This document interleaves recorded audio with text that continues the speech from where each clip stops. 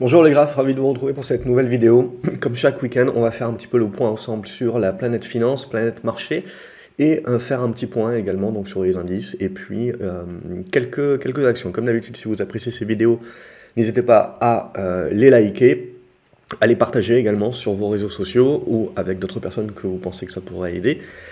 Et à vous abonner à la chaîne, comme ça vous ne loupez pas également les vidéos que je peux publier en milieu de semaine. Une fois qu'on a dit ça, on attaque.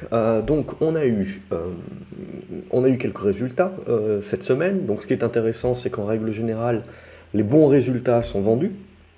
Et les mauvais résultats, comme ils sont moins mauvais que prévu, ils sont achetés. Ce qui se passe également, c'est qu'on voit qu'on était dans un sentiment de marché qui était très baissier.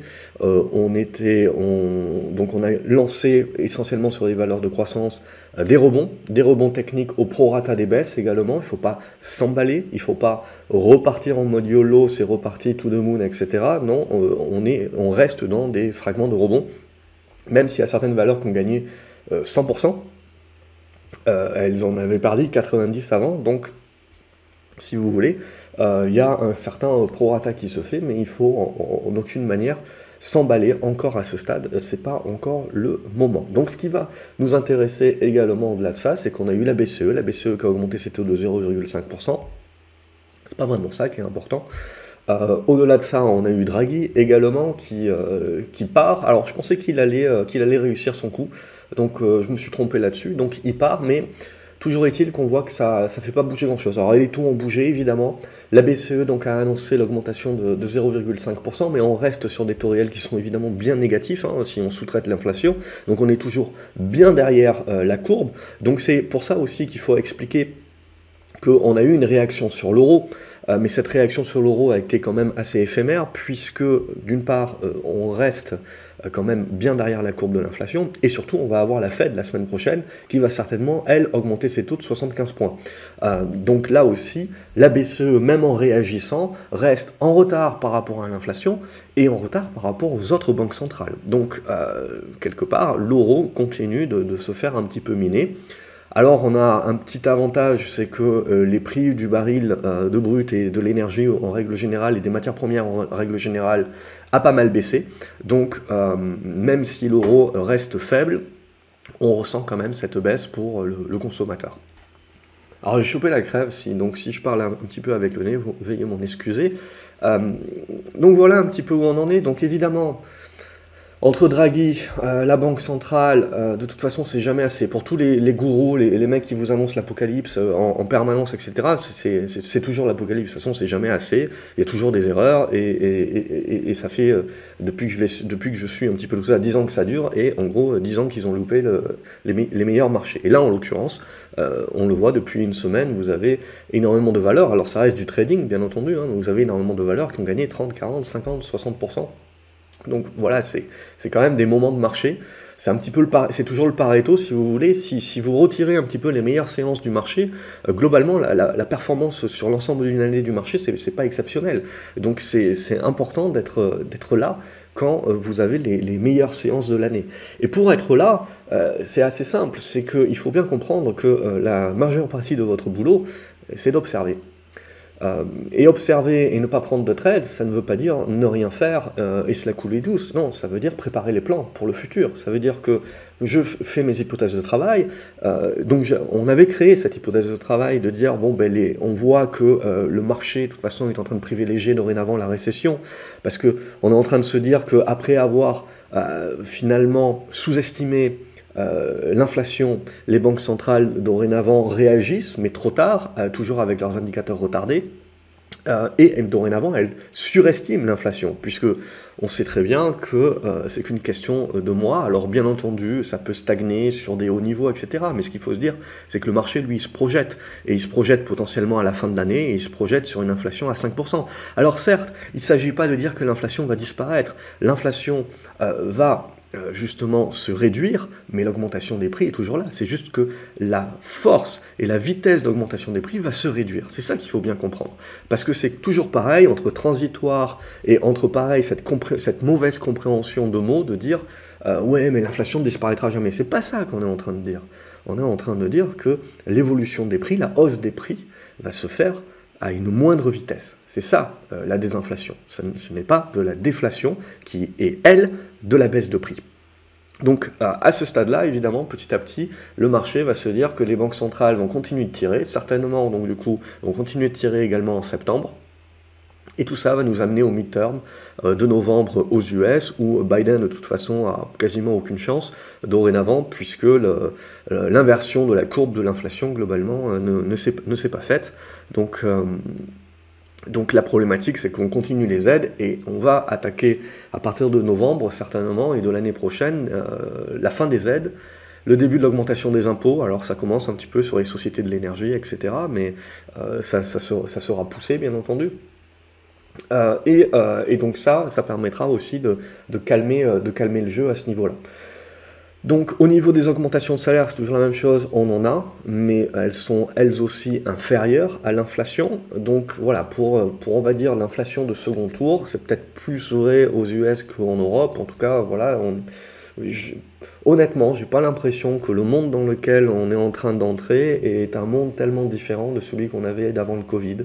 En termes de offre et demande, etc., c'est la même chose, c'est juste qu'on paye évidemment la normalisation de ce que l'on a mis en place pour sauver l'économie et le monde, pour ne pas subir la baisse d'activité due au Covid. Donc c'est une sinusoïdale, il faut accepter que ça prend du temps, c'est ça la transition.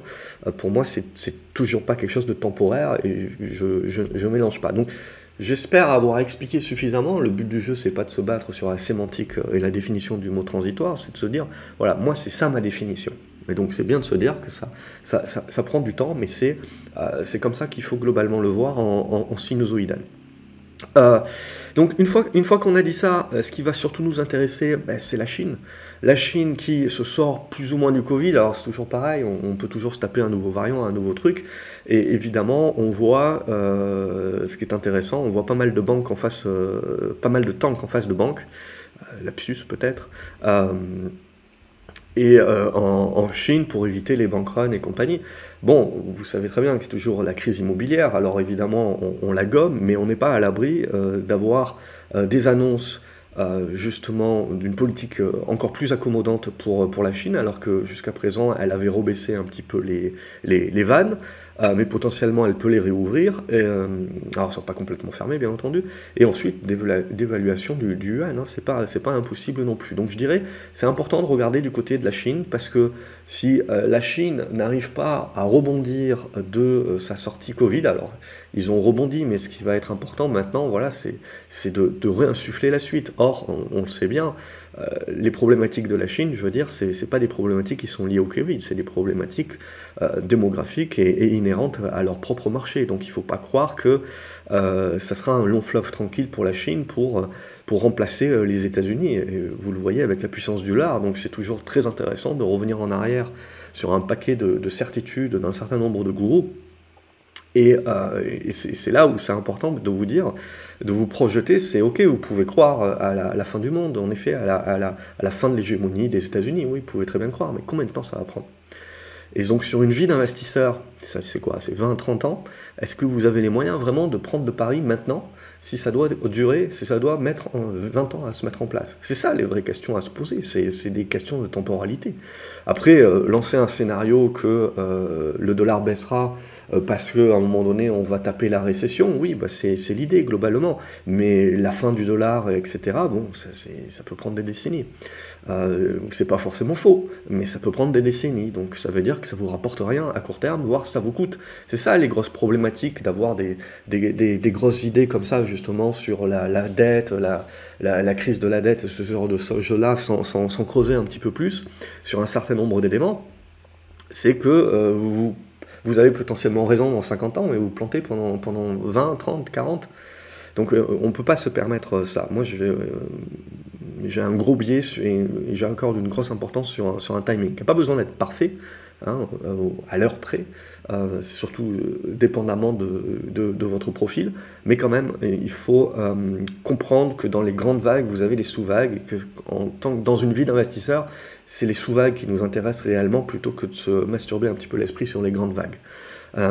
C'est toujours intéressant évidemment pour savoir un petit peu où on va et pour derrière construire vos plus petites vagues.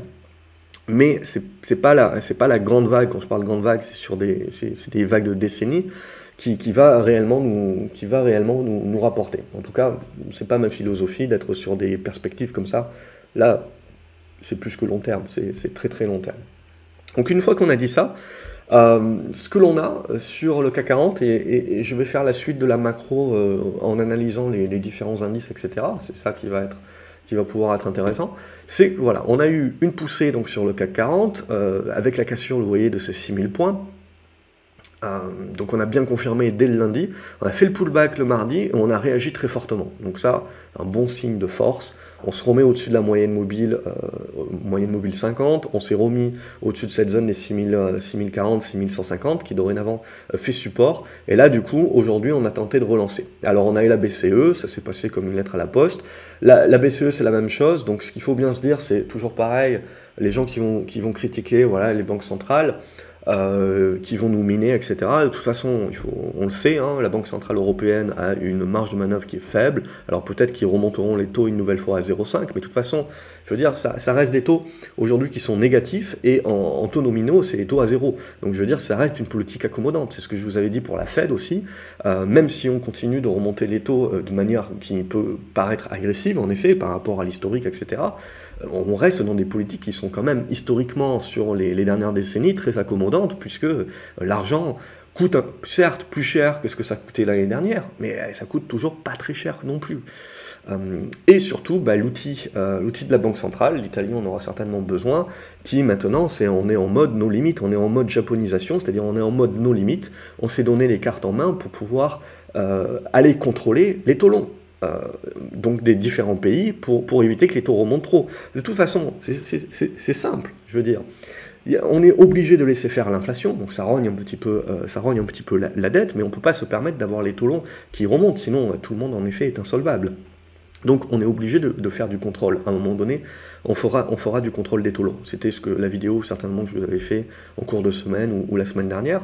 Donc c'est ça qu'il faut bien se dire, c'est qu'à un moment donné, il n'y a plus de marge de manœuvre. Donc je veux dire, des taux qui remontent, certes, ça peut vous émouvoir à court terme, mais sur le long terme, quelle est la marge de manœuvre des banques centrales ?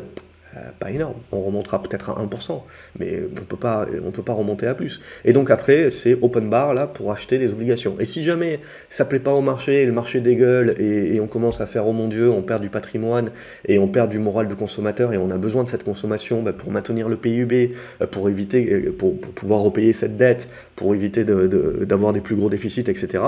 Ça veut dire qu'il faut continuer de motiver le consommateur. Donc pour motiver le consommateur, globalement, c'est pas plus mal un petit peu d'inflation aussi, pour le pousser également à consommer plutôt qu'à conserver en se disant qu'il perd un petit peu d'argent. C'est là où, encore une fois, on part dans des mesures complètement contre-productives. C'est d'une part les aides, les boucliers, les trucs, les machins, c'est contre-productif, c'est inflationniste, et après augmenter le taux du livret A à 2%, c'est complètement contre-productif. On a besoin que les gens consomment. Et en plus, en France, on aurait une chance, c'est que on a encore énormément d'épargne. Les gens ont conservé une énorme épargne dans le Covid, alors que les US, les Américains, ils l'ont bouffé déjà.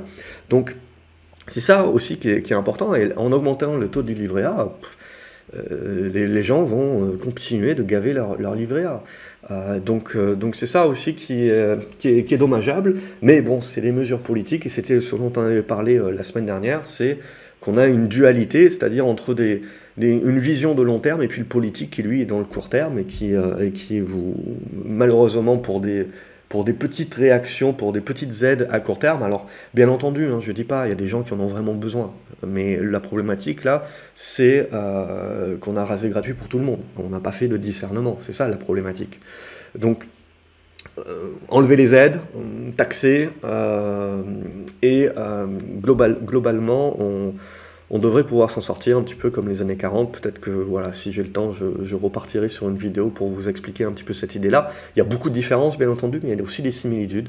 Donc, mais c'est plus dans la psychologie, dans l'approche de marché, dans la physionomie, pour éviter de se faire bouffer là par tous les mecs qui prennent n'importe quoi pour faire des vues, pour vous annoncer évidemment la fin de l'euro et tout, machin. Très bien.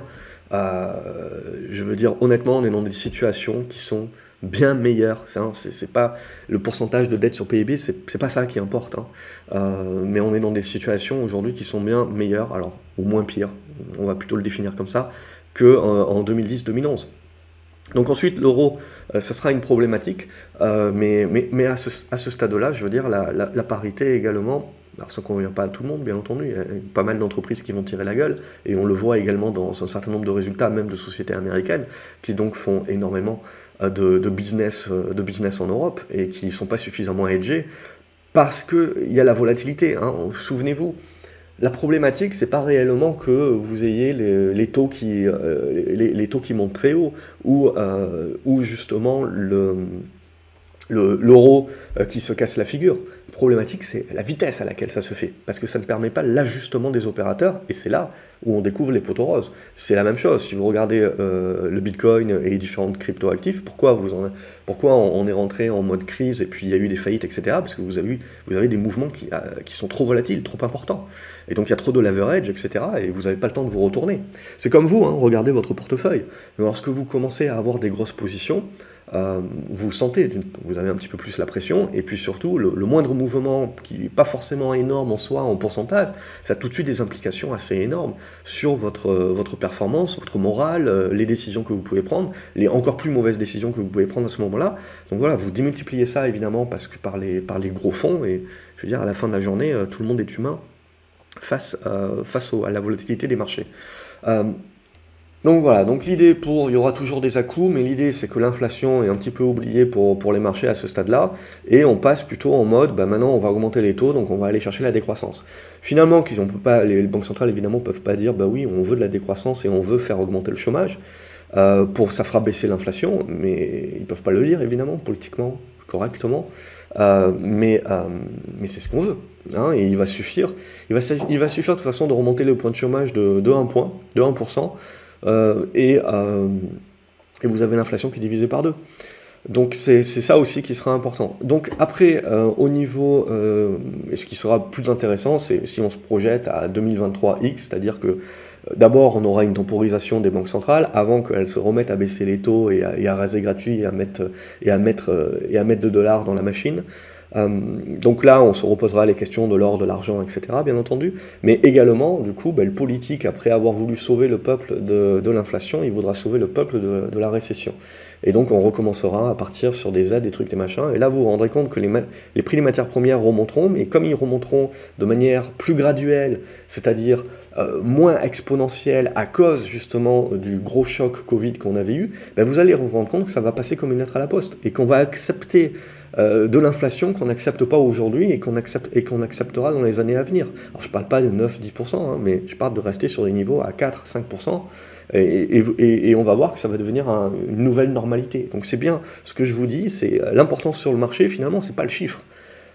Et vous regardez, il y a 10 ans, il y a 20 ans, il y a 30 ans, il y a 40 ans, vous aviez des niveaux de prix de matières premières qui étaient complètement différents, etc.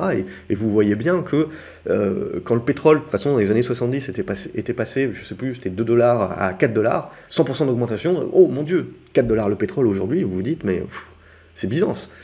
Donc tout est une question de relativité et d'adaptation. Il faut bien comprendre qu'en fait, le marché a le temps de s'adapter quand les prix varient doucement. Quand les prix varient très rapidement, c'est là où vous avez le marché qui rentre potentiellement en mode crise parce que justement, il n'y a pas suffisamment de temps pour ajuster et on commence un petit peu à avoir une crise de liquidité à droite et à gauche. Pour revenir à notre CAC 40, donc pour moi, au-dessus de cette zone des 6100, on va rester positif. La question, c'est est-ce qu'on a assez de jus pour aller chercher les 6003 maintenant ou plus tard? C'est la question. Pour moi, au-dessus des 6100, je reste positif. Il peut y avoir de la variation, bien entendu. La semaine prochaine, on va avoir les résultats des GAFAM, donc surtout Apple qui est attendu au tournant, évidemment les autres aussi, mais on voit surtout quand on suit le Nasdaq, c'est Apple qui fait le marché, quoi. Et Apple, et vous avez beaucoup de grosses boîtes qui commencent déjà à vous expliquer qui sont en train de geler les embauches, geler les investissements. Donc voilà, oui, le mois prochain, potentiellement, le CPI sera encore élevé. Bien sûr, mais petit à petit, on le voit bien dans les indicateurs plus avancés économiques, on voit bien qu'on va vers un ralentissement et qu'on va y avoir droit. Donc après, c'est la même chose, vous pouvez regarder les matières premières, ce sont des futurs, n'oubliez jamais que ce sont des prix futurs, qu'on a gommé pour la majorité des matières premières la hausse liée à la guerre, Et pour certaines d'entre elles, on a même gommé la hausse post-Covid. Donc, je veux dire, c'est qu'une question de temps. Et ce qu'il faut vous dire, c'est juste qu'à un moment donné, ça c'est le prix du futur. Mais avant que ce prix de futur puisse impacter le producteur, puis le raffineur, puis le consommateur final, vous avez toute une chaîne et ça prend du temps. Et puis surtout, évidemment, en règle générale, c'est comme votre pinte de bière.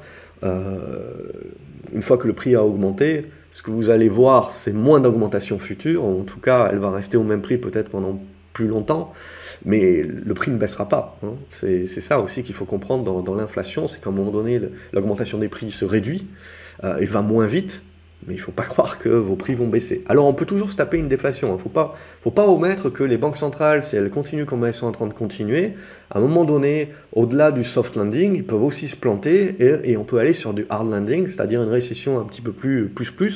Et évidemment, l'inflation, on peut même aller chercher à nouveau de la déflation. Pour moi, ça sera sur un laps de temps qui sera très court, et c'était quelque chose de parallèle avec les années 40 aussi, 46-47, plus 48-49 d'ailleurs.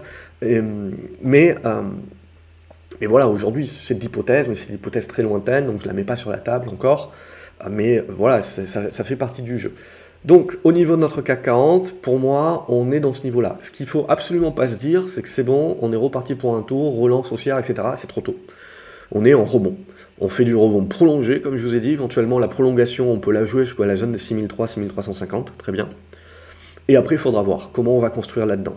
Tant qu'on tient les supports, c'est bon, on laisse la main aux acheteurs. À partir du moment où on va lâcher les 6100 et a fortiori à nouveau les 6000 points, c'était un rebond technique dans une tendance baissière, on ferme la porte, on reviendra plus tard et on attend de voir la suite. Okay, donc ça, c'est pour moi le mode if-then. C'est tout ce qu'on fait actuellement. Au niveau du Nasdaq, alors je regarde le Nasdaq 100, hop, je déplace ça. Nasdaq 100, ce qui m'intéresse là, c'est justement, on le voit, l'oblique. Donc, le Nasdaq avait fait sa bonne petite congestion, bam, on a fait un bon rallye, etc. Il faut le digérer. La semaine prochaine, on a tous les résultats des GAFAM et on a la Fed. Donc il faut bien se dire à un moment donné que les mecs qui ont pris, vous avez énormément de valeurs qui ont pris 30% et même beaucoup plus, à un moment donné, là, vous prenez vos profits. Hein, vous conservez une petite part de position, etc. Mais vous prenez les profits et vous attendez de voir. Donc voilà, la semaine prochaine, je pense qu'on risque d'avoir de la volatilité, clairement. Mais là aussi, sur le Nasdaq, je veux dire, dorénavant, cette zone des 12 000, 12 100 points devient support. À plus court terme, on a cette zone ici au niveau des 12 000, alors 12 350, etc., qui est le support court terme, qui peut nous permettre de continuer d'aller chercher, hein, si on a des flux qui rentrent, etc., d'aller chercher plus haut en mode, on va chercher des objectifs assez hauts, mais par contre, plus on va chercher haut, et plus il faut se dire attention au retour de bâton sur la moindre annonce Apple ou compagnie qui déçoit. La Fed, bon, on devrait avoir 75 points, mais c'est toujours pareil, hein, il faut faire attention, c'est-à-dire que pendant 10 ans, les banques centrales n'ont pas arrêté de communiquer en avance et on savait finalement de combien les taux allaient bouger avant. Et là, si on regarde les 2-3 dernières réunions, ils font des surprises. Alors je pense qu'ils font des surprises exprès pour pouvoir un petit peu pousser les opérateurs à se réajuster et peut-être insuffler un petit peu plus également de peur et de cette crise auto-infligée pour résorber également plus vite l'inflation. Parce que du coup, on attendait, le mois dernier, on attendait 0,5, la Fed, ils ont fait 0,75. Là, on attend 0,75, mais du coup, comme on s'est fait avoir la dernière fois, il y en a déjà qui parlent de 1. Mais à mon avis, bon, on verra, ça sera 0,75. Et la BCE, on avait parlé pendant des semaines et des semaines que ça serait 0,25. Et là, bim, c'est 0,5. Alors, quelques jours avant, quand même, on avait bien senti que ça allait être 0,5. Donc, il y a quand même de la forward guidance qui est donnée, etc. Hein, un petit peu en avance pour éviter les trop grosses surprises. Mais voilà, on voit que les banques centrales commencent un petit peu à tirer plus fort. Donc au niveau de notre Nasdaq, voilà, pour moi, je dirais le mouvement de rebond qu'on a mis en place n'est pas à remettre en cause tant qu'on va tenir cette zone des 12 000, 12 100 points. On pourra avoir une correction plus forte vers ce niveau que j'ai mentionné si on casse les 12 350. Là, tant qu'on tient les 12 350, on reste quand même dans un élément court terme qui reste quand même fort. Et il ne faut pas négliger qu'on peut éventuellement relancer. Maintenant, on a des grosses incertitudes avec tous les résultats, vous avez vu. Vous pouvez gagner 10% si vous faites moins pire que prévu, et si vous ne faites pas assez bien, vous prenez moins 20 dans la figure. Donc le tarif, est-ce que ça en vaut la chandelle? C'est ça la vraie question que vous devez vous poser. Donc voilà, on va naviguer un petit peu à vue pour moi la semaine prochaine. Après, même chose que pour le CAC 40, hein. Je veux dire, même si on va chercher 13 000 points et des brouettes dans un mode allons-y gaiement, parce qu'on a trouvé qu'on avait du cash dans les poches, et puis bah, la récession, ma foi, elle va arriver, mais elle n'est pas encore là, donc les gens ne souffrent pas. Donc je veux dire, enfin les gens, quand je dis les gens qui ont assez d'argent pour investir sur les marchés, les fonds, etc. Donc on est toujours blindé de cash aujourd'hui. Alors il y a des retraits, bien entendu, mais comparé à tout l'argent qui était rentré sur 2021, c'est pouillemesque les retraits que vous avez actuellement sur les derniers mois. Donc ça aussi, c'est à relativiser, c'est-à-dire qu'il y a beaucoup d'argent et on le voit tout de suite. Il faut se couvrir, hein. Vous avez des shorts, il faut les couvrir. Alors qu'est-ce que vous faites? Vous ne rachetez pas vos shorts tout de suite. Ce que vous faites, c'est que vous achetez des actions. Donc en fait, en net, vous êtes toujours short, mais petit à petit, vous achetez les actions pour accompagner la hausse. Comme ça amortit un petit peu votre perte sur votre VAD. Et après, vous décidez, si le marché ne pète pas au-dessus des 13 000, pour moi, les vadeurs ne sont pas poussés à se racheter. Je parle des gros, hein, pas du petit, parce qu'il est en train de perdre 5%, il se rachète. Par contre, ils se couvrent. Donc ils achètent des valeurs pour se couvrir, et donc après, une fois qu'ils vont prendre leur profit sur cette partie de valeur-là, peut-être qu'ils vont remettre leurs fonds pour augmenter leur position en VAD. Donc c'est là aussi il faut rester dans l'idée que ce marché peut rester quand même très volatile, qui plus est avec les résultats et la Fed. Donc on a un mouvement, il faut en profiter. On n'est absolument pas certain de dire le mouvement est déjà terminé. Non, ce que l'on a aujourd'hui, c'est une belle construction qui peut se mettre en place et qui peut nous donner éventuellement une prolongation de ce rebond-là. Un retournement haussier de la tendance, c'est trop tôt pour le dire, clairement trop tôt. Par contre, on peut avoir énormément d'élasticité. C'est ça pour moi qui est important de comprendre. Donc au-dessus des 12 000 points, comme sur le CAC 40, 12 100, je reste positif sur la construction qui est en cours et je reste en mode rebond. Je me garde quand même, je fais attention parce que je sais que je peux avoir pas mal de volatilité là-dedans. Mais tant que je vais tenir mes supports, pour moi, c'est des niveaux qui vont m'intéresser pour revenir acheter. Le 10 ans américain, donc là l'idée c'est la même qu'on se dit déjà depuis plusieurs semaines, c'est-à-dire qu'on a stoppé l'hémorragie et donc au passage on valide bien que l'inflation c'est plus réellement notre problème numéro 1, le problème numéro 1 c'est la récession. Ce qu'on s'était dit ici c'est qu'on a une bonne congestion et que l'idée c'est de relancer par le haut, et donc là on voit qu'on a tout de suite la cassure qui se fait par le haut. Maintenant ce qu'il faut bien se dire, on l'avait dit également dans les vidéos précédentes, il y a deux façons de le comprendre. Première façon de le comprendre, les taux baissent. Donc on se dit, bah chouette, super, la pression des taux baisse, donc ça veut dire que pour ma dette, etc., c'est plus facile pour moi en tant qu'État de payer et compagnie. Donc j'ai les prix des obligations qui montent. Mais ça veut aussi dire que j'ai de plus en plus peur de la récession. Parce que du coup, j'achète des obligations pour me couvrir, pour couvrir mon portefeuille. Je privilégie toujours les actions, c'est toujours ça qui me rapporte. Avec l'inflation, je suis dans des taux réels négatifs si j'achète un 10 ans américain à 2,5. Je veux dire, j'ai une inflation à 9, donc je suis en taux réel négatif. Cette inflation-là, je peux très bien me projeter à l'année prochaine où en effet on redescend à 5, donc je suis plus qu'à moins 2,5 potentiellement, mais surtout ce que je joue, c'est la peur de la récession. C'est-à-dire que certes, je fais du moins 3 ou du moins 4%, mais je suis sûr de les faire. Plutôt que sur les actions, je sais pas, donc je suis beaucoup plus prudent. Donc si les prix des obligations, je sais plus si j'en avais parlé ici ou dans l'académie, si le prix des obligations monte comme ça en ligne droite, ça veut dire que le marché commence à anticiper que la récession, on va non seulement y avoir droit, mais qu'elle va être forte, donc hard landing. Donc on joue la protection en retournant chercher de l'obligataire.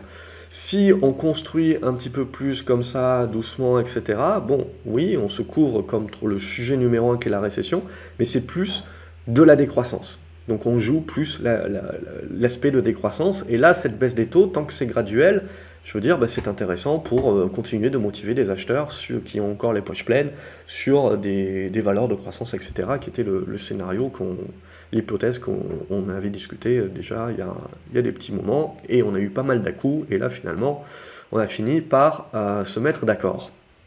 Donc voilà un petit peu pour cet aspect-là, et comment utiliser un indicateur pour vous aider un petit peu à avoir la suite. Du coup, ce qui va nous intéresser, c'est que tant qu'on ne parle pas d'une grosse récession et qu'on n'a pas peur d'une grosse récession, etc., on ne va pas penser que les banques centrales vont s'arrêter de sitôt. Alors, on sait qu'elles vont temporiser, certainement qu'elles vont s'arrêter, mais qu'on va encore avoir droit à une hausse des taux. C'était ce que je vous avais dit dans les vidéos précédentes également. C'est-à-dire, il ne faut pas croire que l'inflation va baisser rapidement, il ne faut pas croire que la récession va arriver rapidement, il ne faut pas croire que les banques centrales vont arrêter de monter les taux rapidement.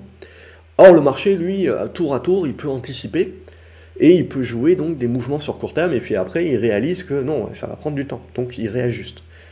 Donc on n'est pas faux nécessairement sur le scénario, on est faux sur le timing. C'est ça qui est vraiment important et que j'arrête pas de répéter. Donc au niveau du gold, l'idée c'est que voilà, on fait du rebond parce que récession, etc. Mais tant qu'on va pas se dire, tiens, il va y avoir une récession tellement forte que les banques centrales, non seulement elles vont être obligées d'un moment donné dire ok, ben là on arrête les hausses, on ne parle pas de baisse, on arrête les hausses et on attend de voir venir, et qu'elles se mettent à nouveau à redevenir accommodantes, c'est là où l'or retrouvera un petit peu des couleurs, l'or, l'argent.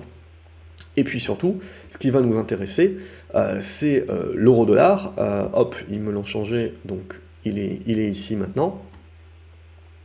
Et l'euro-dollar, au-delà des banques centrales, etc., qui font bouger les choses, bien entendu, c'est de se dire que si on va vers une récession, ben, le dollar devrait s'affaiblir. Alors le dollar va rester fort, hein, ne pas me faire dire ce que je n'ai pas dit, mais vous pouvez avoir une consolidation du dollar, ce qui permet à l'euro de lui rebondir, ce qui permet au prix énergétique sur l'Europe de se soulager. On avait parlé dans une précédente vidéo, de toute façon, c'est pas l'intérêt des Américains non plus d'avoir un dollar trop fort. Il y a une limite à tout. Donc, en l'occurrence, pour moi, je pense qu'on a atteint la limite. Et donc, maintenant, on est loin de retourner le marché à la hausse pour l'euro, bien entendu. Mais voilà, on voit que sur l'Ukraine, même si Poutine nous explique qu'il veut peut-être prendre le sud de l'Ukraine, mais en même temps, il leurre personne. Il a déjà la moitié du sud. Tout ce qui lui manque, c'est éventuellement Odessa, pour couper les Ukrainiens de la mer, ce qui peut sembler un bon objectif, avant de faire un cessez-le-feu pour venir en position de force. Ensuite, est-ce que militairement, il en a les moyens? Ce qu'on voit, c'est qu'il y a quand même...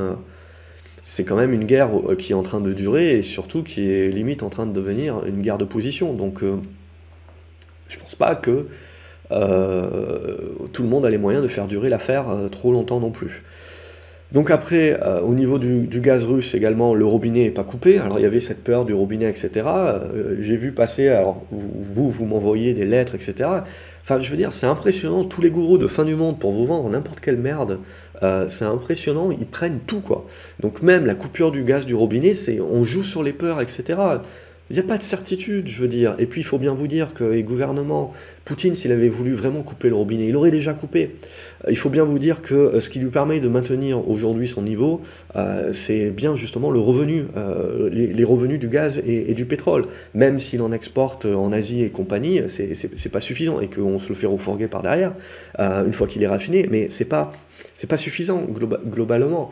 Donc, il faut bien se dire que l'Europe et la Russie ont quand même encore besoin l'un de l'autre un petit peu, le temps de faire la rotation. Donc on verra après quel est le jeu à long terme là-dessus. Mais clairement, il y a une horloge pour Poutine vis-à-vis de cette guerre. Le marché, lui, s'en fout, hein, honnêtement. Tant que vous n'avez pas des escalades, une bombe qui tombe en Pologne ou un truc, un machin, le marché, pour lui, la guerre, quelle guerre? Alors c'est dramatique évidemment pour les vies humaines, mais... c'est comme ça, et donc globalement on le voit sur les matières premières aussi, la majorité, toutes les matières premières ont rebaissé en dessous de leur niveau de pré-guerre. Donc là aussi on le voit, on commence à signer également on commence du coup, on le voit, à préparer le terrain du cessez-le-feu, à montrer quand même patte blanche et compagnie, pour l'exportation des céréales et compagnie, donc voilà, pour moi, on est en train de tendre vers la fin. Alors évidemment, ça peut durer encore quelques mois, mais le marché également joue la fin. On voit au niveau des valeurs cycliques qu'on est pas mal en train de remonter aussi. Certes, cette semaine, ça a été un bon rebond sur les valeurs de croissance, parce qu'il y avait des prorata à faire, mais les valeurs cycliques également rebondissent. Alors, il va falloir faire attention, parce que derrière, maintenant, ce que le marché va jouer en plus grosse vague, c'est quelle force a cette récession. C'est ça qu'on va jouer maintenant. Si on commence à jouer la récession est forte, bon, les valeurs cycliques, elles vont pêcher également, et les valeurs de croissance aussi. Donc c'est ça maintenant qu'on va jouer pour la fin de l'année. Donc au niveau de notre euro-dollar, on voit que néanmoins, il y a eu pas mal de volatilité, mais on arrive à stopper l'hémorragie et à se maintenir au-dessus de la parité dorénavant, ce qui veut dire que là, on est en train de construire une figure de fin d'hémorragie. C'est évidemment, ça prendra du temps pour retourner l'affaire à la hausse. c'est pas encore gagné. Évidemment. Au niveau du cuivre, ça c'est pour regarder un petit peu la santé de notre ami la Chine. Et donc du coup, c'est toujours la même idée, évidemment, on peut faire du rebond technique, mais globalement, là aussi, vous allez prendre du temps hein, pour pouvoir reconstruire l'affaire et un retournement digne de ce nom. Donc le marché, clairement, bah, il joue récession, et il joue que certes, on peut avoir un rebond sur la Chine, mais il ne faut pas s'attendre à des miracles. Donc là aussi, c'est désinflationniste pour les matières premières, puisqu'on va... Alors on a pas mal purgé, donc il faudra pas s'exciter et s'emballer à nouveau sur l'inflation, parce qu'on va juste rebondir de 10-15%. Derrière, c'est des choses qui demanderont certainement de la construction, et ce n'est que les sorties de ces constructions-là qui nous permettront d'avoir un avis plus tranché à moyen terme, et de jouer la suite. Là, à ce moment-là, voilà, pour moi, je continuerai à dire on joue la récession, et potentiellement, ce que l'on observe, c'est comme le Brent, hein, on est coincé entre les 120 $ et les 90 $. Je veux dire, tant que vous êtes entre les deux, c'est de la neutralisation. Il faudra sortir de l'un ou de l'autre pour repartir en mode oh mon Dieu l'inflation ou oh mon Dieu la récession. Et même chose, comme je vous l'ai dit, c'est même si on est en oh mon Dieu la récession, c'est quelle proportion à cette récession ne pas oublier également que nos matières premières, même si elles sont très impactées évidemment par la demande, et que donc une récession va impacter la demande, à un moment donné, le marché va se réveiller et va dire « Oui, ok, j'impacte ma demande, mais aujourd'hui, ce qui fait le prix de ma matière première, essentiellement, c'est mon déficit d'offres. » Donc même si on a une décroissance mondiale, en effet, même si on arrive à avoir du hard landing, etc., je veux dire, on ne parle pas aujourd'hui de conditions de récession comme lors des subprimes. On ne parle pas de risque systémique, on ne parle pas de ces niveaux-là. Donc, à un moment donné ou à un autre, le marché également, après valoriser des baisses de prix en anticipation sur cette décroissance, va aussi relativiser à se dire, bon, oui, c'est une décroissance, mais c'est pas non plus énorme, et aujourd'hui, je reste sur des déficits d'offres, je vais rester sur des déficits d'offres, donc même si mes prix du pétrole et d'autres matières premières baissent, je vais certainement devoir m'habituer à des niveaux de prix qui sont sur un range, un écart au-dessus de celui qu'on a connu les 10 dernières années. C'est ça qui est important, d'avoir cette approche en tête. Et d'éviter de se faire balader en se disant, c'est pas parce que le pétrole à un moment donné va redescendre à 80 $ que ça y est, tout le monde il est beau, tout le monde il est gentil. Et que l'inflation est derrière nous, que c'est fini, etc. Non, il faudra comprendre qu'on a des vagues. J'essaierai de faire une vidéo avec des graphiques, etc., peut-être pour vous faire comprendre cette idée-là, et de bien comprendre aussi que c'est pas quelque chose qui se passe sur 2 semaines. Hein. Allez, on va regarder les actions. Je vais pas couper la vidéo, je pense, aujourd'hui. Je pense que je vais aller assez vite. On va juste regarder ce qu'on a l'habitude de regarder. Donc, Air France. Donc, à titre perso, j'ai pris tous mes profits sur Air France, parce que l'idée, voilà, comme sur le schéma ici, apparemment, que j'avais tracé, c'est qu'on revienne consolider. Alors cette zone des 1,20 et des poussières. Faudra tenir évidemment, faut pas négliger qu'on peut enfoncer, mais ça voilà, ça viendra sur le fait que ce qui sera important, c'est également de voir un petit peu comment les indices vont tenir les supports, c'est ça qui sera important pour moi. Et après, éventuellement, on jouera la relance. Baisse du pétrole, avec les réservations d'été qui devraient être pas si mal. Peut-être que ça peut aider l'Air France. On ne parle pas de jouer une tendance haussière à long terme, hein, on parle de jouer un mouvement intermédiaire. Au niveau de Alibaba, donc, on voit que les valeurs chinoises ont perdu leur superbe parce que les Chinois ont retapé un petit peu dessus. Donc ils se sont rappelés à nos bons souvenirs que le gouvernement chinois est quand même assez imprévisible, même si c'est des petites amendes, c'est pas méchant, c'est juste histoire de dire on est toujours là.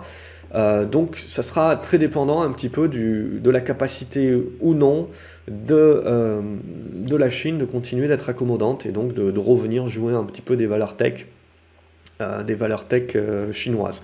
À ce stade-là, on voit qu'elles n'ont pas du tout profité du rebond de cette dernière semaine, donc clairement elles sont marginalisées et elles continuent de l'être, donc pour moi, éventuellement un retour même sur les 95 $ là, de Alibaba, c'est pas impossible.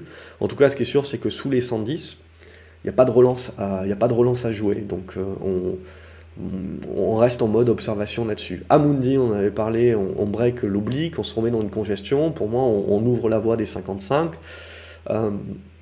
les résultats et compagnie. Apple, alors ce sera ça l'idée, ce sera ça qui sera important.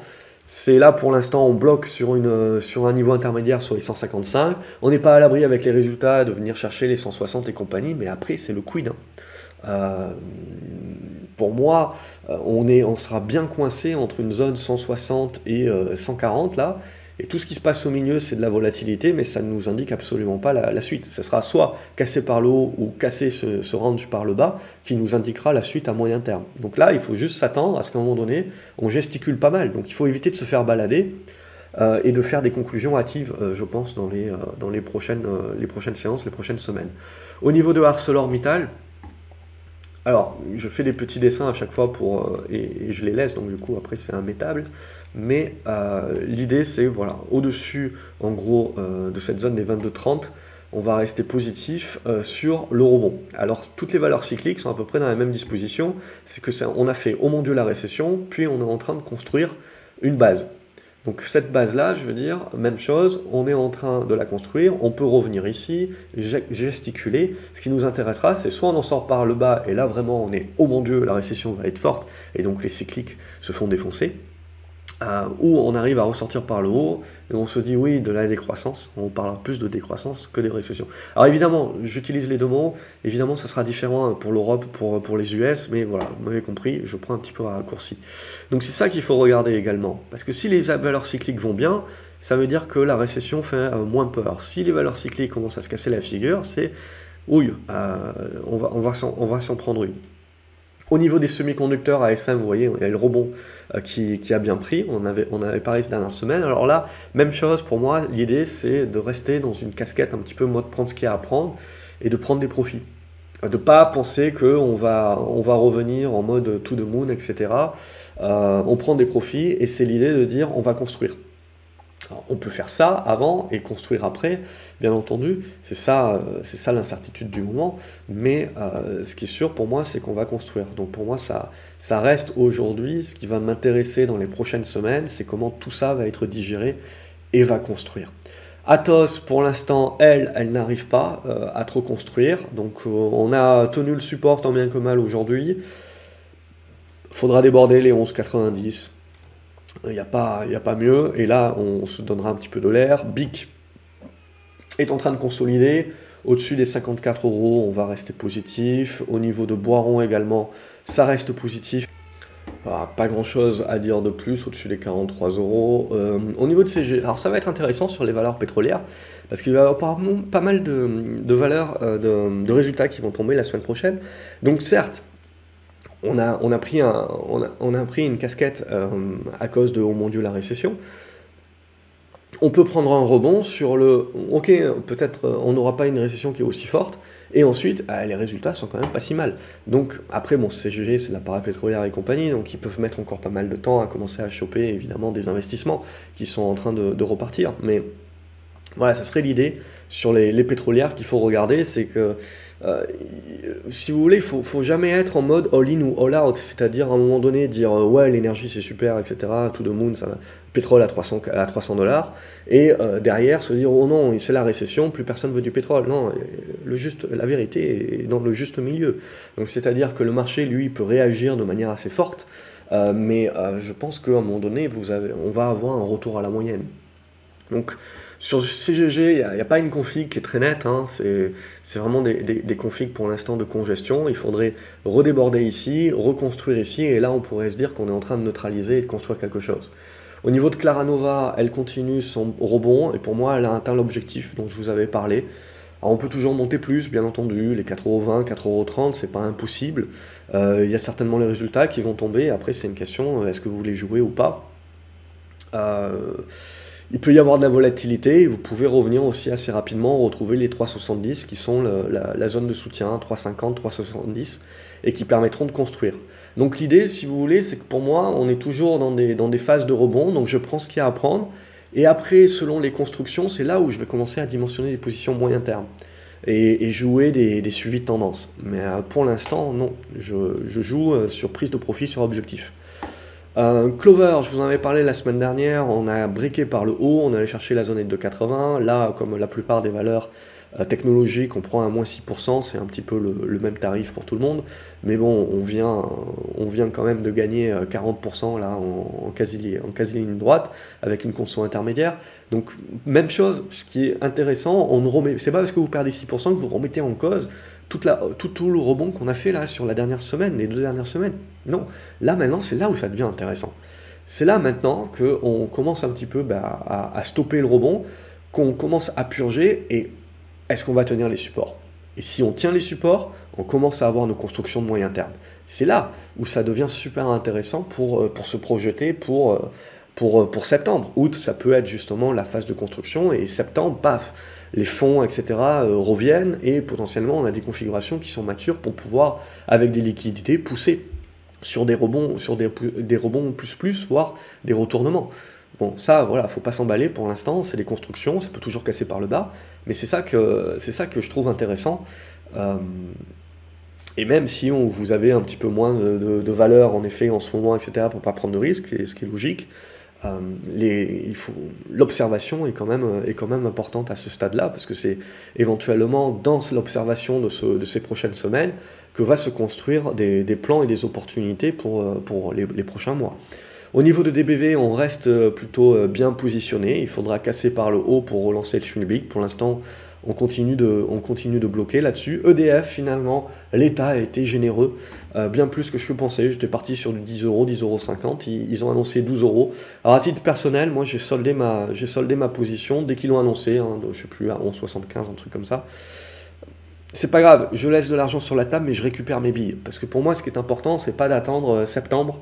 Parce que d'une part, bon là, ça va se faire, mais d'une part, vous pouvez toujours avoir, pour une raison X ou Y, finalement, ah ben non, désolé, on va pas le faire. Donc là, vous prenez une branlée dans la foulée. Et puis, ma foi, attendre 2 mois, parce que petit à petit, au fur et à mesure on va se rapprocher, le prix devrait tendre vers ce niveau des 12 euros, tant que le marché a confiance, parce que sur des OPA, vous le voyez tout de suite, quand le marché pense que ça va pas se faire, vous tenez pas le prix de l'OPA, ou le prix proche de l'OPA, vous dégringolez assez rapidement, ou au moment où le marché commence à douter que ça va pas se faire, vous avez le prix qui baisse. En règle générale, le marché se plante pas trop quand même. Des leads initiés, ça n'existe pas évidemment. Donc, sur EDF, ça devrait se faire évidemment, mais voilà, pour grappiller 2%, pour moi, le jeu n'en vaut pas la chandelle de patienter 2 mois, alors que je peux faire potentiellement quelque chose de mieux que ces 2% là, à gratter avec cet argent ailleurs. Donc quand il y a des OPA, honnêtement, alors ça dépend si on est vraiment très très loin du prix de l'OPA ou pas, mais en règle générale, plus vous êtes loin du prix de l'OPA, plus ça veut dire que le marché a des doutes quand même que si ça va se faire ou pas. Faut pas se dire le marché est débile, c'est toujours la même chose. Le marché, des fois, met du temps à comprendre, mais s'il n'ajuste pas le prix rapidement, c'est qu'il y a quand même anguille sous roche. Donc là aussi, je fais en règle générale confiance au marché. Alors en effet, il y aura peut-être 2-3 fois où le marché se plantera et il y avait une très bonne opportunité, mais dans la majorité des cas, le marché vous plantera derrière. Et en fait, si on regarde, pour les quelques fois où on a raison de ne pas suivre le marché et de tenir la position, etc., les fois où on a tort, on porte largement tous les gains que vous pouvez faire quand vous essayez de tenir la position contre le marché. Donc c'est dans une vision de long terme qu'il faut se mettre, et pas juste ouais, ça a marché une fois, donc ça marchera les autres fois. À chaque fois, j'ai toujours des gens qui viennent me dire, quand je donne des rhétoriques de ce genre-là, qui viennent me dire ouais, mais là regarde cette action-là, c'était pas vrai, ça a marché. Oui, mais c'est comme l'effet Pareto. C'est pas parce que vous avez toujours l'exception qui confirme la règle, et vous allez toujours avoir en effet des titres ou des moments où il va y avoir cette exception-là. Mais si vous prenez justement l'ensemble, vous êtes perdant globalement. Alors après, il y a toujours des gens qui vont me dire bah ouais, mais bon, il faut choisir ses dossiers, il suffisait de prendre les bons. Ah ben oui, il suffisait de prendre les bons. Sauf que à suffire de prendre les bons, il y a 10 ans, les mecs qui disaient exactement la même chose, il suffit de prendre les bons. 10 ans après, il faut parler avec eux. Et vous allez vous rendre compte qu'ils ont gagné en humilité, et ils comprennent bien que choisir les bons dossiers pour les 10 prochaines années, c'est pas si simple que ça. Donc, évitons d'avoir des certitudes, des convictions, et jouons un petit peu avec les stats et les probas. On est dans de la gestion du risque, c'est ça le job, hein. C'est pas de la devinette. On travaille, la seule chose qu'on peut contrôler, c'est notre risque. Donc c'est sur ça qu'il faut travailler. Énergisme, je vous l'avais proposé la semaine dernière pour de la spéculation, hein, ça veut dire ce que ça veut dire, en mode prendre ce qu'il y a à prendre, bien entendu. Et après, à partir du moment où sur ces petits titres comme ça, vous avez des annonces de financement, qui sont des annonces de financement par obligation convertible, ou des augmentations de capital qui sont réservées, et qui vont en appeler d'autres, de toute façon, on déserte, hein, ça fait partie du jeu. Quand on joue sur ce genre de titre, vous savez que potentiellement on joue un écart, mais dès que vous avez une mauvaise annonce, etc., ou que vous revenez en dessous de votre prix de revient, il faut savoir vendre ce genre de titre, on n'est pas là pour garder, hein. Donc là, en l'occurrence, vous avez du financement par obligation convertible, c'est comme Navia, c'est la même chose. Je sais toujours pas, j'arrive toujours pas à comprendre sur Navia. On a énormément de gens qui somnibulent justement à critiquer des gens qui l'avaient conseillé à l'achat. Très bien, ok, mais je veux dire, on fait tous des erreurs. Classiquement, on fait tous des erreurs, et moi-même, je vais avoir des convictions sur une valeur, et puis je vais me planter. Et ça m'arrive la majorité du temps, plus de 50% du temps, c'est le cas. Mais on est dans de la gestion de risque là-dessus. Ce qui n'est pas bon, évidemment, c'est de dire ça va être l'euphorie, et puis surtout pas de gestion de risque. Non, on a beau avoir des convictions fortes, il faut les manier avec une gestion du risque et donc avoir des mains faibles, je dirais, pour les conserver. C'est ça qui est important, quitte à revenir plus tard. Donc pour moi, voilà, c'est ça l'élément qui est le plus important, c'est que quand on joue ce genre de dossier-là, il faut savoir que d'une part, on joue non seulement contre le marché, contre soi-même, mais on joue contre le voisin, qui lui-même a acheté et qui lui-même, son but c'est de refiler la patate chaude. Donc son but c'est juste de refiler, de vendre ses titres à quelqu'un qui en veut plus cher et qui lui pense qu'il va pouvoir les revendre plus cher. Mais à un moment donné, ou à un autre, vous êtes dans des pyramides de Ponzi dans le sens où à un moment donné, c'est que parce que vous avez un certain nombre de nouveaux entrants que vous avez le prix et donc le flux qui pousse. Mais à un moment donné, vous savez très bien que c'est un château de cartes et qu'à un moment donné, quand les gens vont vouloir sortir, ils vont vouloir sortir tous en même temps. Et c'est là où les prix se cassent la figure. Et donc vous savez que quand vous allez sur ces valeurs-là, d'une part, vous ne pouvez pas prendre des tailles de position trop énormes. Deuxièmement, vous ne pouvez pas partir nécessairement en vacances en laissant des positions ouvertes sur ce genre de titre-là. On est dans du mode prendre ce qu'il y a à prendre, ça veut dire qu'il faut un minimum de suivi. Donc pour 90% des gens, on évite ça. Et c'est comme Navia, je veux dire, tout le monde parle en effet et rigole des gens qui l'ont conseillé à l'achat.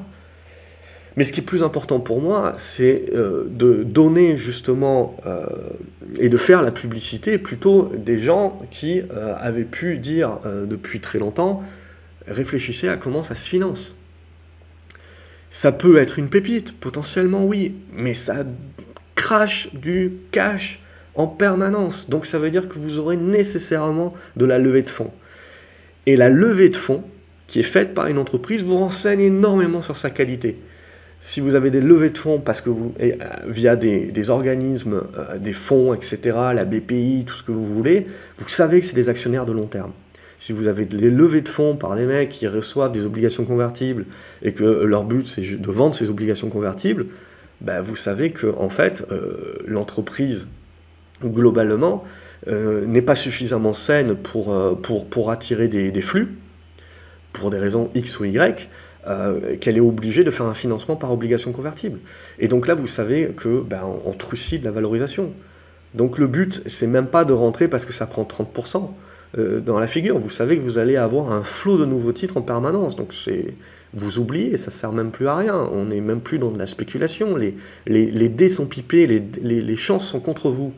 Donc en effet, on peut à un moment donné vouloir jouer et faire des allers-retours parce que des fois il y a des grosses variations.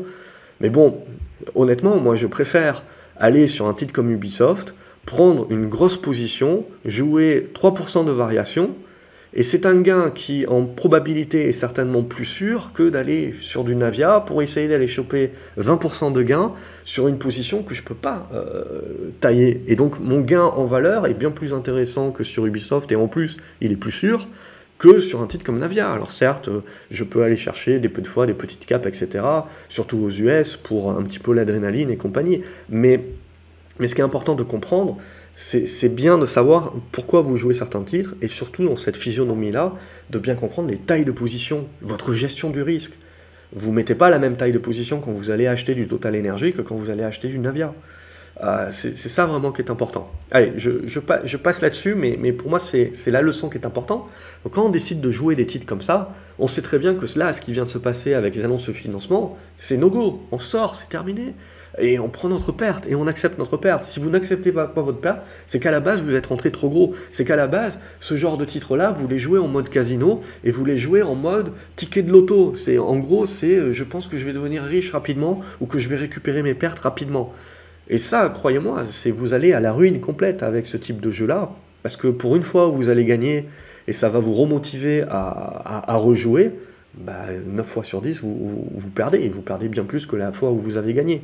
Mais c'est toujours la même chose, dans les statistiques, je ne sais plus comment ça s'appelle, et dans ces biais émotionnels, c'est le fait de gagner une fois de temps en temps qui vous pousse justement à continuer.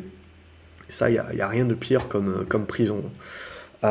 Eramet, donc toujours en mode cyclique, etc. Pour l'instant, on construit une fin d'hémorragie, mais on n'y arrive pas trop. Donc on est dans cette construction-là. Il n'y a pas, mis à part du rebond, il n'y a pas grand-chose à se mettre d'autre. Galapagos, on a tenté une nouvelle fois la sortie, ça passe pas. Donc tant qu'on ne sort pas les 57 €, il n'y a pas de sortie effective. Groupe Gorgé, même chose, il faut sortir par les 18 €, mais c'est plutôt pas mal. Harmony Gold, donc il y a une bonne réaction, mais voilà, il va falloir réussir à sortir par le haut, faire le pullback, et là on pourra commencer à se dire, tiens, les minières, Orifère et compagnie, peut-être qu'on peut les regarder pour la fin d'année. Hermès, donc on a bien poussé sur Hermès, là aussi, vous voyez, c'est du rebond prolongé, alors on peut toujours le prolonger, même jusqu'aux 1270 euros, pardon. Alors il y a les 1240 qui seront avant. Et ensuite, tout ça, ça va avoir besoin de construire. Donc ça va avoir besoin de faire du zigzag et compagnie. Il va falloir laisser le temps à la construction. Donc il ne s'agira pas, de la même manière que là, il ne faut pas brûler les étapes en disant c'est bon, on est reparti pour un tour, all-in et compagnie, la baisse est terminée. Non, c'est trop tôt. Mais de la même manière, quand on va commencer à baisser comme ça, il ne faudra pas aller dans l'autre sens en disant, voilà, c'était juste un rebond, c'est foutu, etc. Ce sera trop tôt pour le dire encore. Ça sera construction, neutralisation, là. Et on s'en reparlera, mais ça va faire partie du jeu, les constructions, et c'est ça qui sera vraiment important pour savoir à quelle sauce on va pouvoir jouer la fin d'année. Inat Pharma, on a réussi à casser cette semaine, on est allé chercher les 3,15 €, on reconsolide là, donc on joue bien la zone de support aux alentours des 2900 $ avec des brouettes, donc ça reste positif, donc là aussi, construction à observer. Jacquet Metal, c'est du rebond technique à ce stade-là. On peut toujours, c'est pas très liquide comme valeur, bien que là il y a quand même pas mal de titres. Alors je sais pas si c'était parce qu'il y avait des résultats ou quoi, mais ça a l'air d'être sur la clôture qu'il y a eu 9000 titres échangés. C'est plutôt pas mal pour ce genre de titres. Mais même là, on peut avoir du rebond technique, mais après, ce qu'il va falloir s'attendre, c'est voilà, ce genre de construction en fait, en mode fin d'hémorragie, et à casser par le haut, par le bas pour la suite. Le luxe, c'est ce qui permet de tenir le CAC 40. À ce stade-là, il ne faut pas négliger qu'on peut consolider et que ça serait sain encore, si on arrive à tenir les supports. C'est sain, et après, en termes de probabilité, c'est éventuellement pour jouer un deuxième effet qui se coule. Donc le luxe, je trouve, n'a pas une mauvaise tête, et tant mieux, parce que c'est ce qui nous permet d'être un petit peu positif. Alors j'ai réajusté mes graphiques aux dividendes, donc c'est pour ça, si vous voyez des obliques qui sont un petit peu n'importe comment, c'est parce que j'ai pas rangé ma chambre. Et donc voilà, et donc du coup j'ai des obliques qui ne sont pas franchement pertinentes dorénavant, puisque j'ai réajusté mes graphiques aux dividendes, puisqu'on est sorti de cette période-là. LVMH, on arrive là et on bute sur la zone de résistance, donc voilà, c'est maintenant que ça devient intéressant. C'est est-ce qu'on traverse comme dans du beurre? Je suis pas très chaud. Est-ce qu'on consolide et on arrive à tenir les supports et on commence à se construire une petite congestion ici? Ça, c'est ça qui va nous intéresser d'observer. Je vous avais proposé Marathon la semaine dernière, justement, la spéculation a continué. Donc voilà, c'est là pour bien démontrer également à un moment donné que voilà, vous avez des titres qui peuvent perdre 80% de leur valeur. Et ensuite, à un moment donné, vous regagnez 100%. Mais vous êtes toujours à moins 70 depuis sur les plus hauts, par exemple. Mais d'où l'importance de rayer de la carte, pas vendu, pas perdu. Donc là, ce qui va nous importer, c'est que voilà, on voit bien cet influx, regardez les volumes, c'est fort. Donc, Un truc comme ça, j'y crois pas. Ce que je joue plutôt, c'est en effet de la conso, mais je me dis qu'il y a quand même un certain nombre d'acheteurs, et ça a égayé certainement l'appétit pour le risque de pas mal d'autres qui ont loupé ce premier rebond, ou de ceux qui ont pris leur profit et qui vont vouloir se repositionner. Après, la difficulté, c'est de savoir jusqu'où la correction peut aller. C'est ça la vraie question. Mais globalement, c'est de se dire qu'on trouvera certainement des acheteurs dans la correction qui peut se mettre en place et pour une poussée supplémentaire. Donc en mode rebond prolongé, et on voit, donc là vous avez des corrections, mais c'est des corrections pro rata aussi, quand vous avez gagné, je sais pas, 70% là, sur 4 jours, vous pouvez bien en perdre 10. Au niveau de Morel et Prom, on est en train de se remettre, vous voyez, comme je vous dis, dans les valeurs pétrolières, ça se regarde. Ça se regarde, il y a une bonne congestion. Si on arrive à redépasser ici, petit pullback, et éventuellement on peut relancer les tendances haussières sur des valeurs pétrolières, donc il faudra confirmer ça. Au niveau de Neoen également, on a joué un petit peu à se faire peur ici, mais finalement on a tenu, on est en train de relancer. Donc les valeurs vertes, hein, vous avez EDP aussi et compagnie, donc tout ce qui est valeur verte, ça se maintient plutôt pas mal. Ça reste sur les niveaux de résistance, il faudra breaker.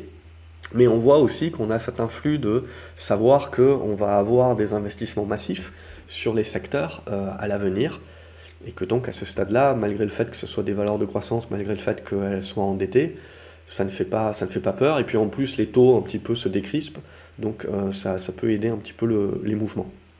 Au niveau de Nokia, on a eu les résultats, ils ont été achetés. Donc on a eu la cassure de ce biseau descendant ici par le haut, éventuellement vous aurez le pullback, mais là aussi c'est un retournement sur Nokia qui se met en place. Ça peut être une valeur défensive intéressante. PayPal, voilà, donc on a un bon boost de rebond, on est allé fermer ce gap ici. La question maintenant, il y a deux choix, c'est soit on consolide légèrement à plat, soit on va chercher un petit peu plus fort, mais pour moi, on valide pour l'instant les rebonds, et donc si on revient vers cette zone-là, c'est des zones que je veux acheter. Après, si on les casse comme dans du beurre, évidemment, on se dira, bon, ben, c'est pas bon. Mais à ce stade-là, j'ai envie de jouer qu'on va les tenir. Bon, j'ai envie de le croire, en tout cas. Donc on verra la semaine prochaine, il y a les résultats et les trucs, il y a beaucoup de choses qui peuvent donner énormément de volatilité. Donc c'est la difficulté de se dire, je me positionne avant, je me positionne après, quitte à perdre. Je pense qu'il faut couper la poire en deux, en fait. Il faut jouer avec la taille de position pour ne pas prendre trop de risques. Mais ça sera l'idée. Farming Group, on avait la congestion sous cette oblique, on avait parlé, on a eu le break qui s'est mis en place. Donc là, il y a la congestion, il faudra le deuxième break pour valider la suite. Au niveau de Prosus, on est en train de construire, là aussi. Donc assez neutre. Au niveau de Rallye, j'ai cru que ça allait partir, et ça part pas. Ouais, ça, c'est pas terrible. C'est pas terrible, donc on laisse de côté. Pour l'instant, on verra. Sinon, l'automobile se porte très bien. Donc on a vu un bon boost ici, une bonne congestion, une bonne tenue des supports. Et donc ce qui va nous intéresser, c'est est-ce qu'on est dans la capacité de pousser plus haut pour la semaine prochaine, et d'aller rechercher un petit peu cette zone de résistance des 28 €. Au niveau de Ruby, il y a un petit peu de mieux également, on tient la zone de support, donc il faudra là aussi relancer assez rapidement pour valider ce mieux. Au niveau de Sanofi, on voit que les valeurs un petit peu plus défensives sont neutralisées. Donc on est revenu un petit peu en mode appétit sur le risque, que ce soit pour les valeurs de croissance, mais également les valeurs cycliques, comme on a vu sur Automobile. Sartorius également, donc on l'a vu en deux étapes. Première étape, conso, deuxième étape. Là aussi, je pars du principe qu'on arrive sur une zone de résistance. Alors, on peut toujours aller chercher une extension vers la zone des 400. Hein. C'est pas impossible, mais ce qu'il faudra se dire, c'est que peu importe, ces prochaines semaines, il faudra certainement y voir une construction qui nous renseignera un petit peu sur la suite. Société Générale, même chose, on a eu un bon boost ici, pas mal de volatilité avec la Banque Centrale, mais finalement on arrive à conserver les supports et on ne casse pas les résistances, donc on est dans cette congestion ici. Donc ça sera mieux si les banques nous font un petit truc comme ça, évidemment, ça serait le scénario positif sur la suite des opérations. Alors les banques, c'est ça qui sera très intéressant, c'est que si les banques baissent, ça veut dire oh mon Dieu la récession. Si les banques arrivent à remonter, ça veut pas forcément dire il n'y aura pas de récession, ça veut dire que ok, c'est que de la décroissance. Donc en attendant, on a de l'augmentation des taux courts des différentes banques centrales. Donc, mais les taux longs sont un petit peu crispés, etc. Mais remontent également, donc elles vont pouvoir marger, leurs résultats ne devraient pas être dégueux. Donc je pense aussi que on peut éventuellement se placer pour jouer des résultats là-dessus sur des bancaires, parce que le marché avait pas mal dégueulé, parce que, oh mon Dieu, la récession, et je pense que comme, si vous voulez, on a, je pense, anticipé le pire très rapidement. Or, tout ça, on aura peut-être droit au pire, mais ça va mettre peut-être un petit peu plus de temps à se mettre en place. Donc, en fait, vous avez une sous-vague au minimum qui peut se jouer. Ça ne veut pas dire qu'une fois qu'on aura joué cette sous-vague, on ne va pas refaire un truc comme ça, en mode, oh mon Dieu, mais la récession, on va vraiment y avoir droit, etc. Mais au moins, il y a cette sous-vague intermédiaire. Donc, c'est ça qui est important de comprendre, c'est que le marché, il n'y a pas un scénario, il le joue à fond, et puis après, il passe à autre chose, il le joue à fond. Il y a des scénarios toujours intermédiaires entre les deux.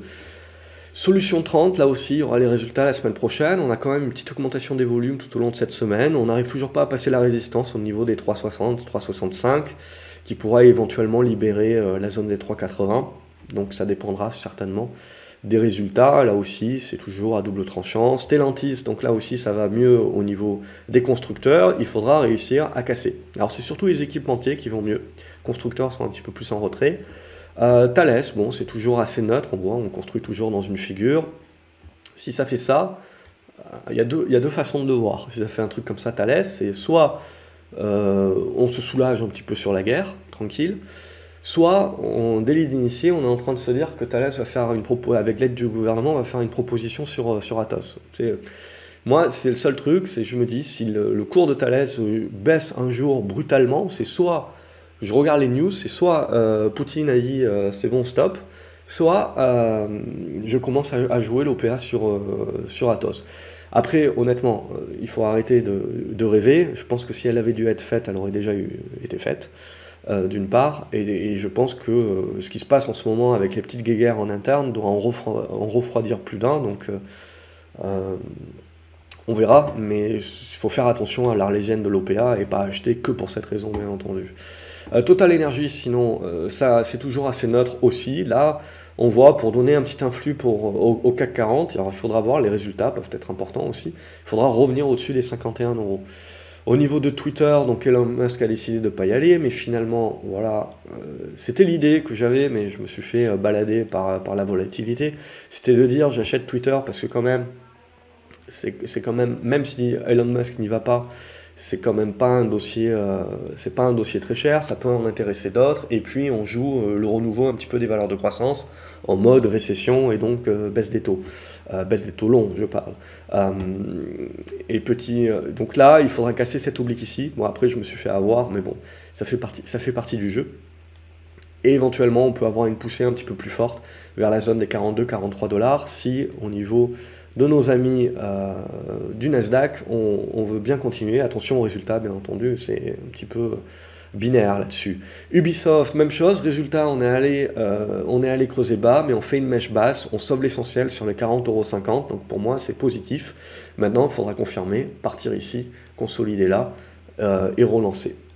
Au niveau de Vallourec, hop, les valeurs pétrolières, ça sera regardé au niveau des résultats. Pour l'instant, c'est baissier, bien entendu. Ça navigue dans des biseaux descendants. Donc, soit on fait la capitulation avec les résultats, on va chercher ici, mais j'achète. Soit on fait un petit truc comme ça, là, et je m'y remets. Alors, j'ai pris une position par anticipation. Je pense pas que je la conserverai juste avant les résultats. Ça dépendra de la tronche un petit peu du graphique. Mais c'est ça que je regarde. Donc j'enterre pas les valeurs pétrolières ou parapétrolières à ce stade-là. Visiomed, pour l'instant, n'y arrive toujours pas. Donc on n'arrive pas à breaker ici cette zone des 23. Donc à ce stade-là, on est reparti, on conso, mais rien de bien majeur à moyen terme. Et au niveau de Worldline, ben on s'est bien mis en embuscade tout au long de cette semaine, mais on n'a jamais réussi à partir. Donc il faudra voir la semaine prochaine si on y arrive. Tenir cette zone des 35 €, là, ça serait pas mal. Et puis breaker, bien entendu, pour ouvrir la voie des 40-41 € à ce stade-là. Voilà, bon, évidemment, c'est pas parce qu'il y a certaines valeurs que je ne vois pas ici qu'elles sont pas intéressantes. Je peux pas tout voir. Il y a beaucoup de choses qu'on partage également au sein de l'académie. Donc ici, c'est plus l'idée de faire une synthèse, même si c'est une synthèse longue. J'essaierai de raccourcir peut-être un petit peu plus les vidéos. Et là, pour cet été, je pense celle-ci, je vais la laisser en une partie. Et on reprendra peut-être la division en deux parties plus tard. Je verrai, c'est en fonction de mon temps tout simplement, parce que ça demande un petit peu plus de temps pour produire 2 vidéos et pas une. Donc là, ce week-end, je suis un peu chargé, donc je vais le faire en une fois. Et je vous souhaite donc un excellent week-end. Merci d'avoir regardé cette vidéo. Comme d'habitude, j'espère que ça peut vous apporter, vous aider un petit peu dans la philosophie, plus le côté philosophique de l'approche du marché.